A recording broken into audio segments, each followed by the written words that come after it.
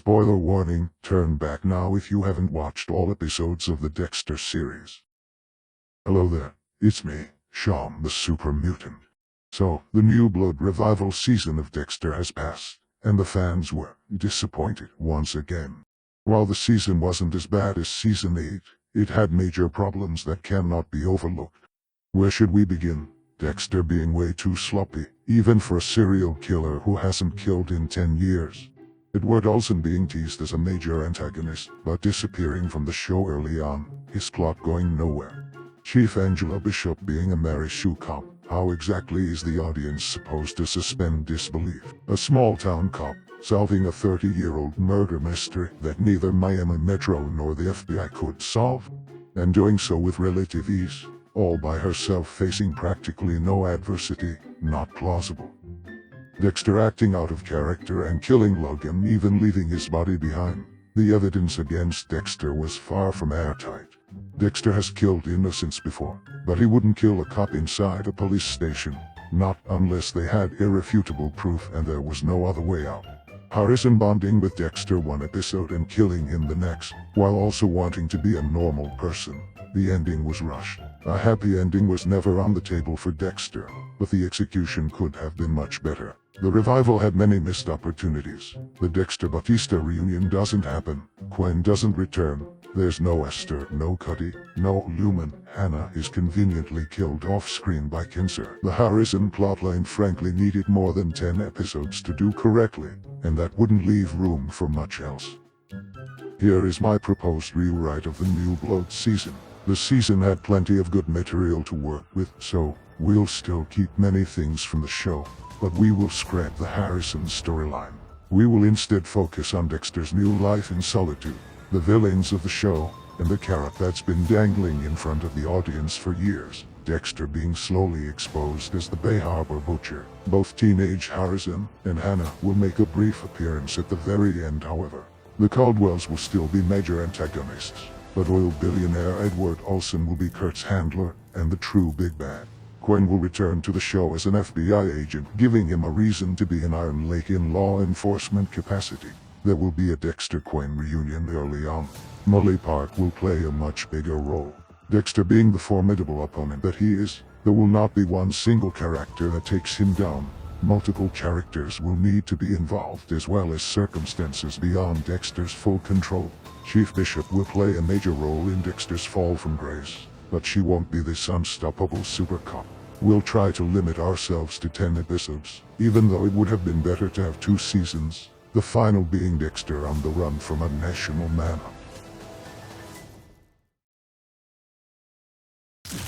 The first episode, Relapse.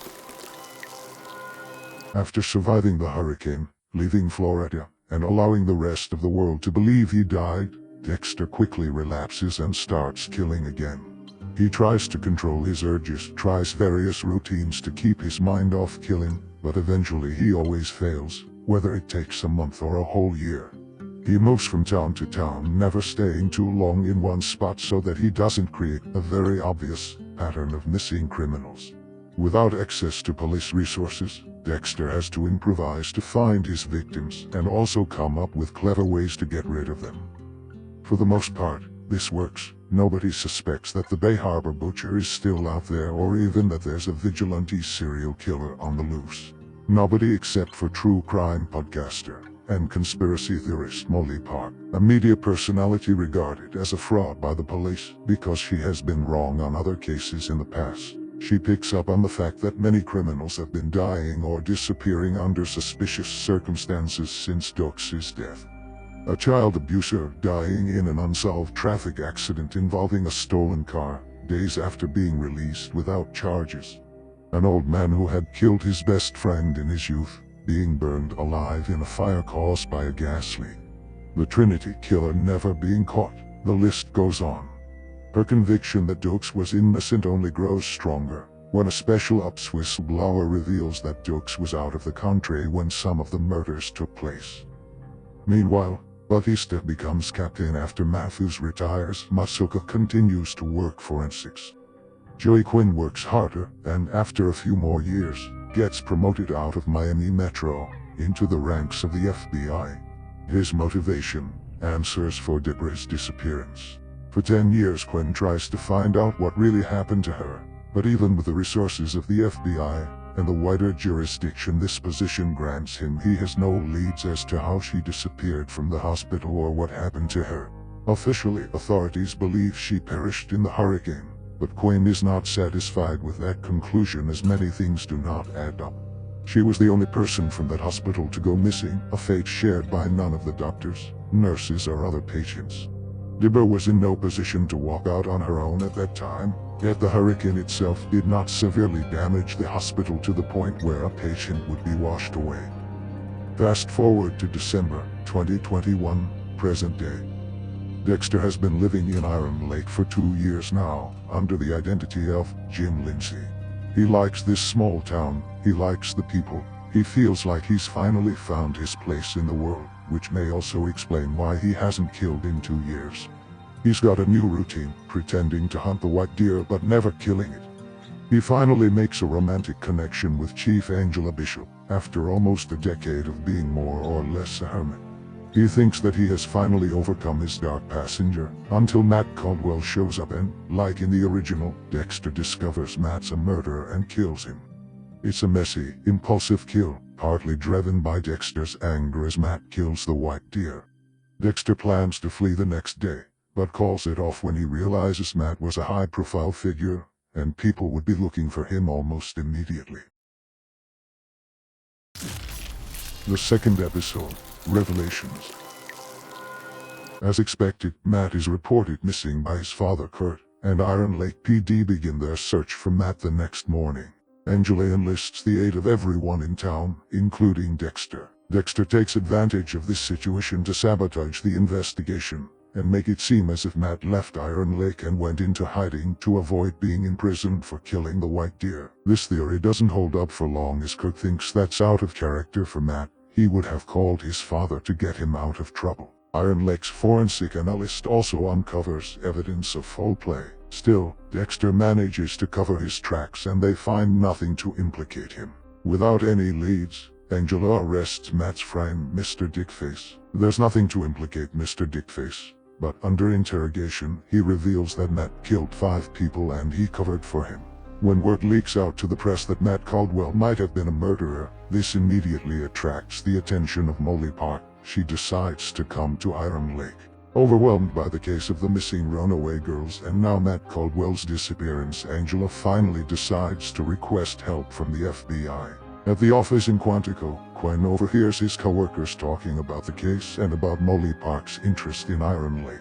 He looks up the name Molly Park and finds her podcasts about the Bay Harbor Butcher. A regular cop would have dismissed the show as sensationalist nonsense, but Quinn is no regular cop. You see, by the time Deborah or LaGuerta figured it out, Quinn already knew that Dexter was the Bay Harbor Butcher. He knew Dexter used the identity of Kyle Butler to get close to Trinity. He knew there was something off about Dexter's personality when listening to his 911 call, the night he found Rita dead. And he knew that Trinity was never seen again after Rita's murder. An unlikely scenario given that Trinity's face was all over the news at that time. While Trinity's son, Jonah, would later report his father's return, Quinn never believed the story. There was just no way for a criminal on the run to break witness protection. What's worse, there seemed to be no plausible explanation for why Trinity would target Rita, a victim that didn't fully fit his pattern. For a time, Quinn suspected Dexter of murdering Rita and framing Trinity for it, but his working theory quickly shifted to him being the Bay Harbor Butcher. Quinn knew that Dexter liked to spend most of his evenings out at sea on his boat, and he had photographic evidence from Detective Liddy of Dexter and an unknown female dumping garbage bags into the water. My headcanon is that Quinn finally figured out Dexter's secret when Liddy died under suspicious circumstances, and Dexter faked a blood report so Quinn would be cleared and people would stop asking questions. What followed only served to strengthen his conviction. LaGuerta found a blood slide, publicly accused Dexter of being a serial killer, and turned up dead days later, just like Liddy. Quinn also witnessed Dexter stalking Zach Hamilton in the final season, a young man suspected of being a killer. Finally, Quinn witnessed Dexter personally kill an inmate. While ultimately dismissed as self-defense, Dexter showed no remorse. It seemed obvious to Quinn that Dexter had killed people before. So why would Quinn ignore Dexter's crimes, you ask? Simple. He did it for Deborah. He loved her. It didn't help that he never had a strong moral compass either. He despised criminals. As far as he was concerned, they could all drop dead. Hearing Molly Park talking about criminals going missing, Quinn has a gut feeling that something is off. He looks up Dexter's file and discovers things that don't add up. Dexter's body was never found, and Dexter never made any Mayday call to the Coast Guard the day he went missing in the hurricane. Quinn decides to volunteer on the missing girl's case as an excuse to find out if Dexter really is in Iron Lake. Angela Bishop is actually the person who introduces Quinn to Dexter when the feds are in town interviewing dozens of residents. It's an awkward reunion where they both pretend they don't know each other. Dexter is spooked by Quinn's arrival and decides to burn Matt's body in the town's incinerator, but makes the mistake of leaving his surgical screws behind. Kurt becomes depressed and gets drunk, believing that Matt is dead. Dexter tries to comfort him to find out if he knows anything, gives him a ride home. Kurt becomes suspicious of Dexter because his car smelled like ash. He travels to the town's incinerator and finds Matt's screws. The screws come with a serial number. He now has confirmation that Matt is dead and Dexter was the killer. Having his own secrets to hide as he is also the Runaway killer and wanting to get revenge personally, he calls Angela and tells her that he just spoke to Matt, that he's alive, that they can call off the search now.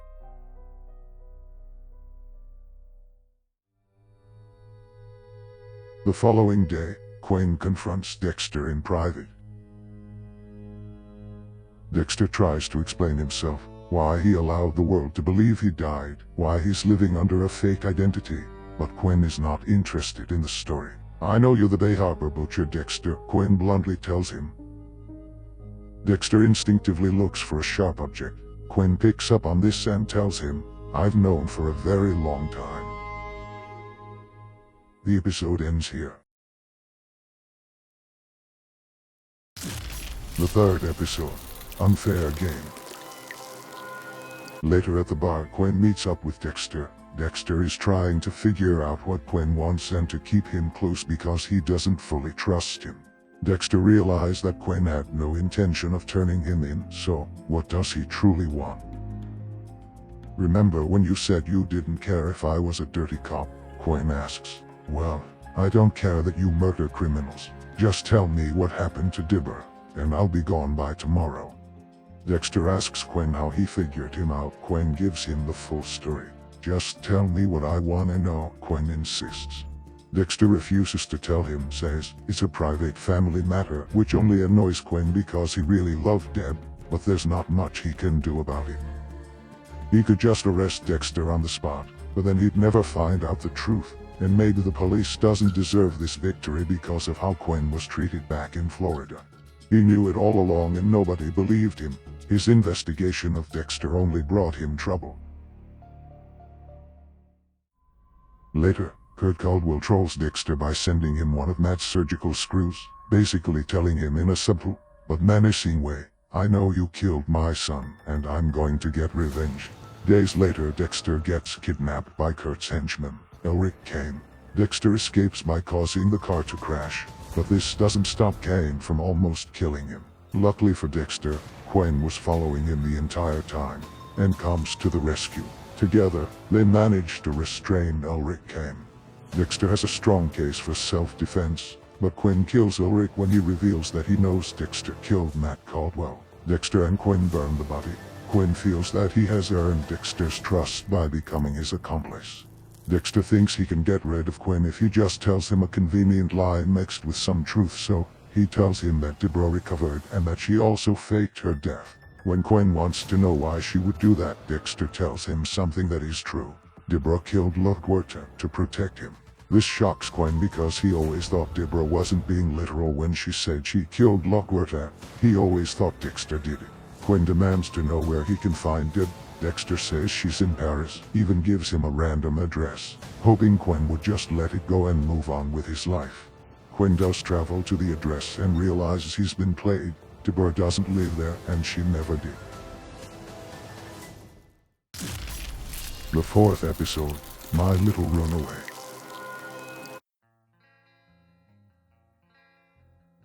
In the first minutes of the episode, Kurt kills another runaway girl. Kurt becomes Angela's prime suspect in Matt Caldwell's disappearance as the police quickly figure out Kurt lied about contacting Matt. Molly Park overhears Angela and the FBI talking about Kurt. She starts suspecting Kurt of being the Bay Harbor butcher as he fits her profile. Frequent traveler, nearly limitless resources to cover up anything. Molly tries to get information out of Kurt. Dexter secretly records their conversation, fearful that Molly might know something about his true identity. Kurt tells her that Matt's alive, hiding out at his cabin in the woods. Dexter correctly deduces that Kurt plans to kill her there. This scene is similar to the original, except Dexter intends to let Kurt kill Molly. That would be one less loose end to worry about. However, Angela spots Molly and Kurt leaving the bar together and gets a bad feeling about it. She knows Molly is reckless and would likely get herself killed hanging around someone like Kurt. Angela spots Dexter also leaving the bar and walks up to him. Because Dexter seemed very helpful during the search for Matt, Angela asks him to follow Kurt and make sure Molly is safe. When Dexter asks why the police can't do it, Angela tells him that she doesn't want Kurt to know she's onto him, and there's nobody else to rely on such a short notice. Dexter agrees to do it and manages to get Molly out of trouble, much to Kurt's annoyance. Kurt strips down his murder cabin now that Dexter and Molly have seen it. Angela and the FBI are informed about the cabin, but find nothing. Molly gets back to the hotel and starts to wonder why Jim's face seems so familiar. She remembers the podcast she did about the Trinity Killer and his victims, one of which was Rita Morgan. The photo of Rita was cropped from her wedding photo, which had Dexter's face in it. Molly realizes that Jim Lindsay is Dexter Morgan. Dexter goes after Kurt, stalks him, and discovers the bunker with Kurt's murder trophies, all the runaways he's killed over the years, perfectly preserved and put on display. Dexter was planning on killing Kurt anyway, but now he's got more than enough excuses to do it. The kill scene is similar to the original except there's no Harrison now.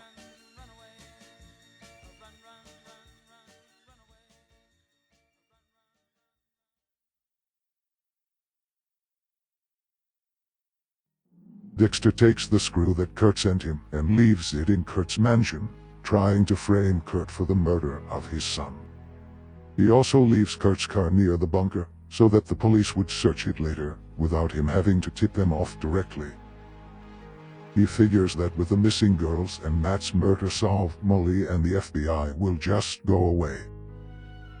Dexter empties Kurt's safe, buys a ticket to South America using Kurt's credit card, and makes it look like Kurt left the country.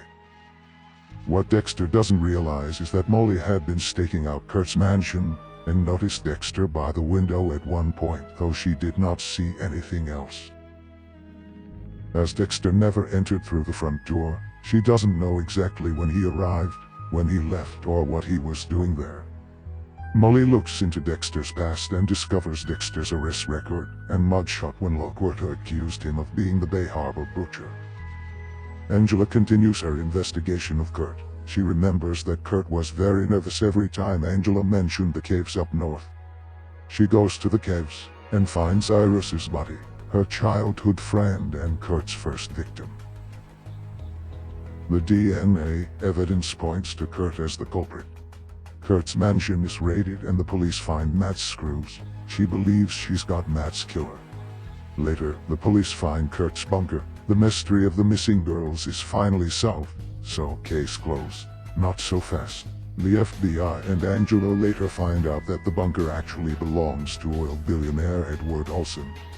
Secretly, Olsen had been enabling Kurt, giving him money and resources to evade the law for years while Olsen ran a snuff film production and distribution ring on the dark internet. A flashback reveals that some time ago, Olsen witnessed Kurt kill a runaway. Instead of turning him in, Olsen enabled Kurt much like Harry enabled Dexter's murderous passions. This also explains why they're both incredibly wealthy, despite the oil sector doing poorly in the last decade and Kurt merely owning a truck stop.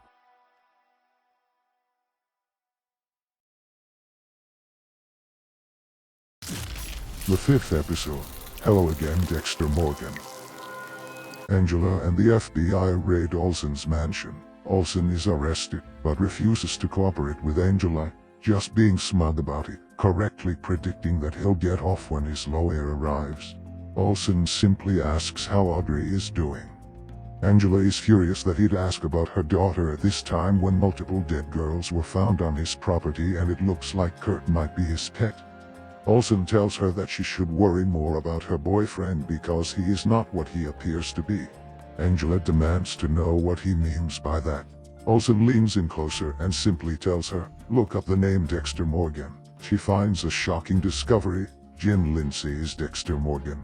Going back to Kurt's mansion for a second sweep, Angela finds an audio recording of Kurt claiming that Jim Lindsay killed Matt Caldwell, and that he found the surgical screws in the incinerator. Kurt left the recording there in case he failed to avenge his son. Angela and the FBI take DNA samples from the incinerator and discover strong evidence that both Matt and Kurt are dead.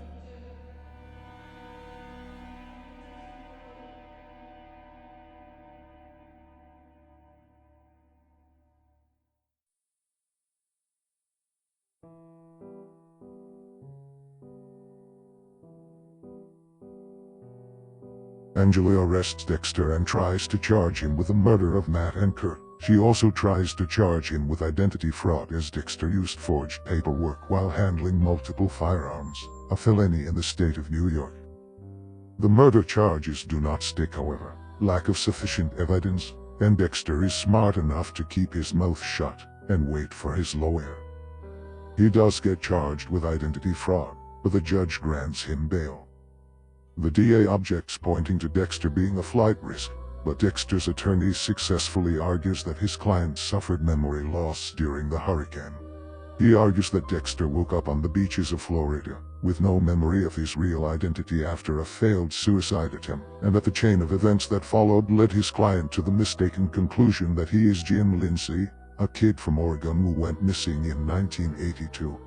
Dexter's bail is maintained and he is set free. Angela suffers a reputational loss as even Sergeant Logan doesn't believe her theory that Dexter killed the Caldwells. Dexter and Angela break up. To make matters worse, Olsen is released without charge. Later, Angela and Molly are talking at the bar, and the subject of Jim comes up. Molly shares her suspicion that Dexter may be hiding a much darker secret than even the murder of Matt and Kurt. The sixth episode, Beneath the Surface. Angela is heavily featured in this episode. She looks up the history of the Bay Harbor butcher case, using official police records, not Google. The FBI heavily discourage her from looking in the case, which only emboldens her in her search for the truth. She even decides to call in sick, while she secretly goes to Florida to look closer into Dexter's past. She finds plenty of circumstantial evidence, enough to convince herself that her ex-boyfriend is the Bay Harbor butcher, but nothing concrete that would hold up in court. Angela and Molly come to the conclusion that the only way Dexter will ever be caught is if he commits a new murder.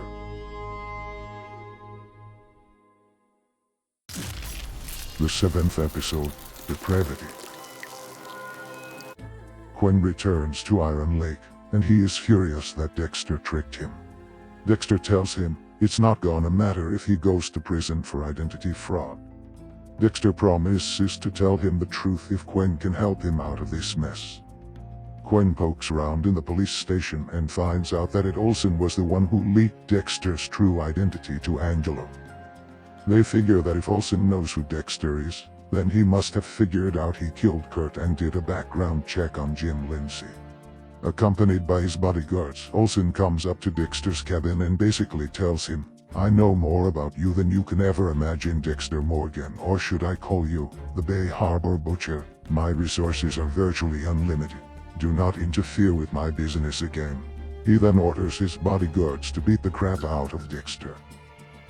Now, Olsen tells him, since you put me in quite a difficult spot, you're going to have to pay. You're going to get rid of our mutual problem, Chief Angela Bishop. Kill her, then get rid of the body. If you refuse or if you come after me, you will leave me no choice. I will kill Hannah.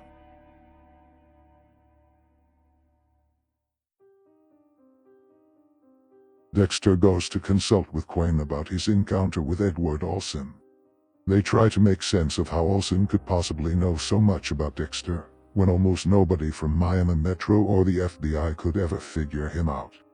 Quinn tries to look him up in the database of the FBI, but finds that many documents are classified even for his level of clearance. He strongly suspects Olsen could be ex-CIA or ex-NSA, something to do with an American intelligence agency in any case. What they both agree on is that Olsen cannot be trusted. Killing Angela is a step too far even for Quinn, and even if Dexter were to kill Angela, there is no reason to believe that Olsen would leave Dexter alone. Quinn tells him the solution to the problem is pretty obvious. Olsen has to be killed. Dexter tells Quinn that killing Olsen would be nearly impossible. His methods won't work on Olsen as he has security and he's never alone. Dexter has never faced a foe this powerful. Fuck the stealth shit then, Quinn tells Dexter. We'll just go in guns blazing. Dexter, I'll back you up, but only if you tell me one thing. Where is Deborah? When Dexter doesn't answer, he simply asks, she's dead, isn't she?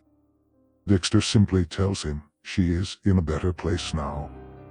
You're being evasive, Dexter, Quinn tells him. The official report says she perished in the hurricane, but we both know that doesn't make sense. Dexter replies, you got your answer, didn't you, Quinn? Now help me out with this Olsen problem. I'll tell you everything after, I promise. You better, Dexter, Quinn says.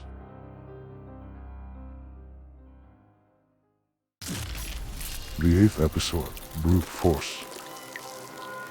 Faced with few viable options, Dexter and Quinn disguise themselves as members of a SWAT team so they wouldn't be identified, and storm Olsen's estate, gunning down multiple bodyguards. Olsen cuts the power and sneaks out into the forest. Dexter manages to spot him leaving the property, and they both go to chase him and finish the job. Quinn gets ambushed by Olsen and stabbed in the stomach with a large sharp branch. Dexter manages to confront and kill Olsen. In his dying words, he says some cynical crap like, it was only survival of the fittest. Dexter rushes Quinn to the hospital. Quinn tells the doctors that he's FBI, that he fell out of a tree while camping in the woods. This is plausible enough that doctors don't call the police on Dexter. The doctors tell them that Quinn is mortally wounded, and that it would take a miracle for him to recover. Knowing that he will die, Quinn begs Dexter to tell him everything. You promise, Dexter, he tells him. Dexter hesitates for a second. Quinn whispers to Dexter, if you don't tell me now, I'll tell the doctor that you're the Bay Harbor butcher. Dexter tells him everything, all the details surrounding Deborah's death, and ultimately, that he made the mistake of letting Saxon live. Quinn asks, are you fucking kidding me? Before going into a coma. His breathing stops and he is rushed to the ICU.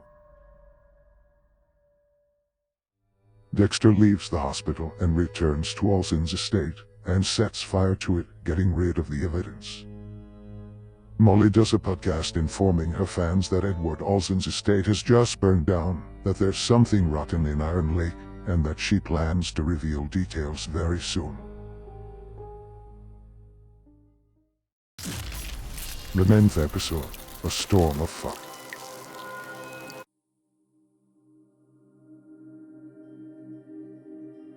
Following the murder of Edward Olsen, Dexter lays low for about a month. The police frequently come to his house asking questions about the fire, but get nothing.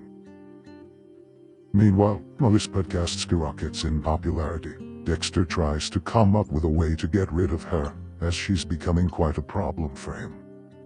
Against all odds, Quinn recovers from his injury. The doctors tell him that he stopped breathing on at least 3 occasions. Blaming Dexter for what happened to Deborah, Quinn turns on Dexter and storms his property with an automatic rifle, destroying much of the cabin and even killing Vincent Van Gogh with a stray bullet. Dexter escapes. Quinn goes after him in the woods. Dexter gets the upper hand and ultimately subdues Quinn. Before Dexter kills him, they have a little chat. Deborah would still be alive if it weren't for you, you demented sick fuck. You did everything wrong. It's your fault, Quinn tells him. I know, Dexter says. I'm sorry, Quinn, if I hadn't been in her life, if I had at least killed Saxon when I had the chance. Quinn interrupts Dexter. You fucking killed her too, Dexter, and then you defiled her body, threw her into the sea like she was one of your victims without giving any of us a chance to bury her with dignity. Dexter reminds Quinn that Deborah was brain dead. She wouldn't have recovered. They told us that it would take a miracle for her to recover. Quinn reminds Dexter, same thing they told me. Nobody expected me to survive my injuries, and look at me now. God damn you, Dexter. It is my fault, it's true, Dexter tells Quinn. But I'll remind you that you had a chance to stop me all those years ago. You turned a blind eye to every murder I ever committed. You're just as responsible for Deborah's death as I am. If you believe that, Quinn says, then do what you have to do. We both know one of us has to die. Dexter prepares to kill Quinn, but hesitates for one moment because of his connection to Deborah. Deborah begs Dexter to spare his life. Quinn's final words are, I see what I did wrong here, Dexter Morgan. You're under arrest for the murder of. He doesn't get to finish his sentence. Dexter kills Quinn. Rule number 1, don't get caught. Dexter reviews his options for getting rid of Quinn's body. There are no good options. The Rangers of Iron Lake have intensified their patrols following the murders in Iron Lake, so burying him in the woods is not a good idea. Throwing him in the lake is also a bad idea. A fisherman would find him eventually. Both the caves and the incinerator are now compromised, monitored by the FBI. Dexter cannot hold on to the body either. With his property destroyed, it's only a matter of time until the police arrive and search it. Dexter decides to leave Iron Lake and dispose of Quinn's body on his way to California.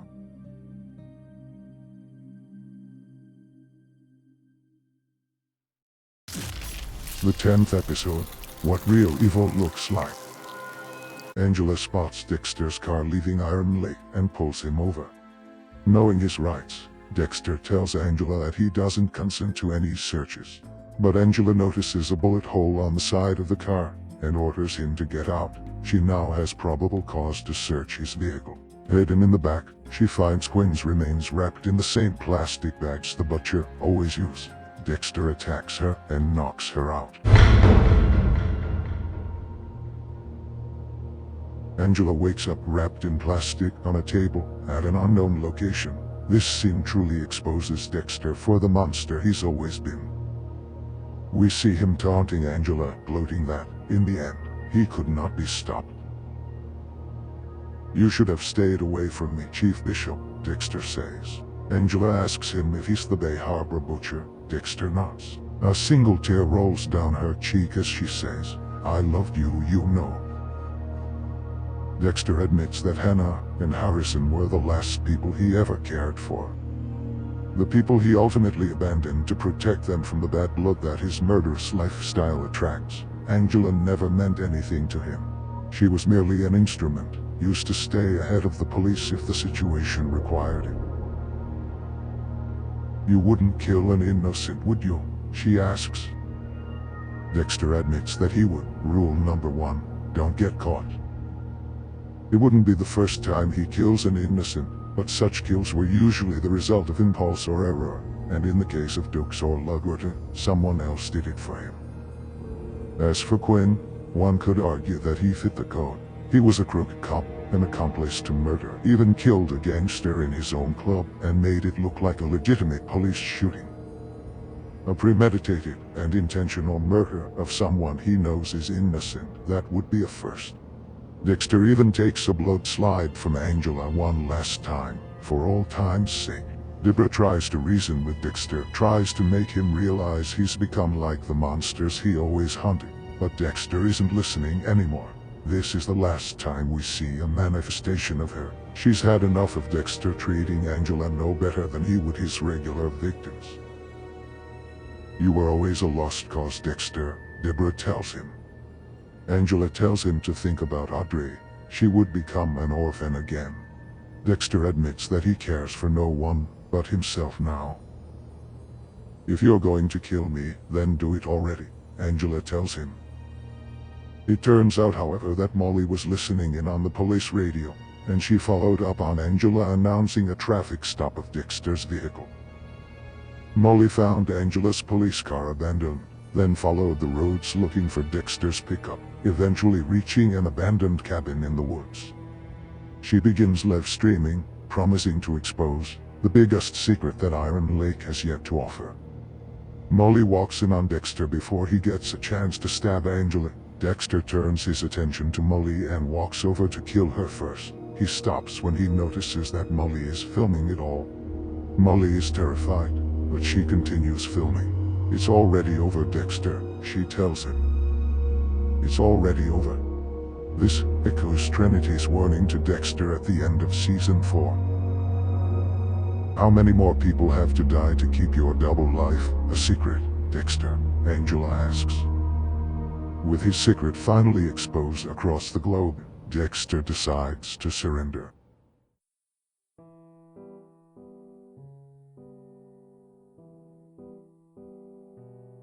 Dexter spends the following night in jail, with only a vision of Sergeant Dukes to keep him company. "Got yours in the end, motherfucker," Dukes taunts him. Molly releases a revised episode of The Bay Harbor Butcher. She does, however, feel a little guilty that she contributed to Dexter's arrest after he saved her from Kurt. Angela reminds Molly that if Dexter ever saved anyone from anything, it was for his own personal agenda, not out of a sense of true justice. The entire town of Iron Lake is in a state of shock. First, the Caldwells and Edward Olsen are revealed to be dangerous killers. Now, Jim Lindsay, exposed as one of the most prolific serial killers to have ever existed. It will take years for Iron Lake to rebuild trust in its own community. Dexter is sent back to Florida to stand trial as the Bay Harbor Butcher, where he also has a bittersweet reunion with Angel Batista. Seeing Dexter revealed as the true culprit impacts Batista very deeply. Although Dexter is past the point of redemption or forgiveness, Angel does pull strings to ensure that Dexter avoids the death penalty. The trial is heavily televised. All characters in the series still alive at this point will make a brief appearance. Dexter is sentenced to life in a supermax prison, the final scene being the camera zooming out of his cell. Thank you for watching my rewrite of Dexter: New Blood. If you enjoy this type of content, you should like, share, and most importantly, subscribe. This is Super Mutant Shaun, signing off.